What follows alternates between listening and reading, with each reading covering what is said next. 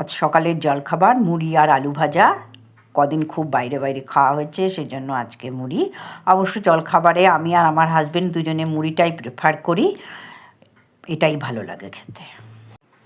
বেশ কিছুক্ষণ লাগলো ঘর ঠিকঠাক করতে, যদিও আমার ভাগ্য ভালো, কাজের মেয়েটা চলে এসেছিল, সেই জন্য ও ঘর দূর পরিষ্কার করে দিয়ে গেল, আমিও লাগলাম মোটামুটি ঘর ঠিক। আজ দুপুরে শুধু মাছের ঝোল আর ভাত।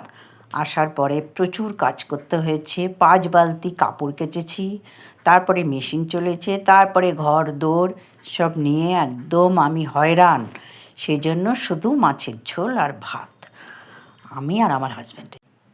অনেক দিন, প্রায় 1 মাস বাড়ির বাইরে ছিলাম, তাই এখন বন্ধুদের সাথে দেখা হলো, আর বিকেলে চা আর সমোসা। এটা আমার ব্যালকনি থেকে লাইটিং, সবাই ঘর সাজিয়েছে দেওয়ালিতে। নর্থ ইন্ডিয়াতে দেওয়ালিটা ভীষণ ধুমধাম করে হয়, এটাই এদের মেন ফেস্টিভ্যাল।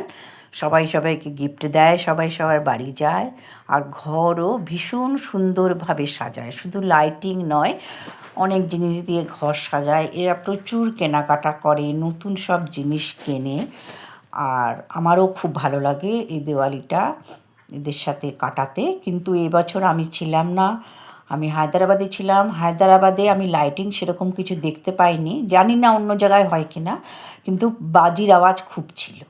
আর এখানে বাজির আওয়াজও থাকে, তার সাথে আরও এরকম অনেক জিনিস থাকে। যাই হোক, এবছর আমি এটাকে মিস করলাম। আজ পর্যন্ত এইটুকুই, বাই বাই।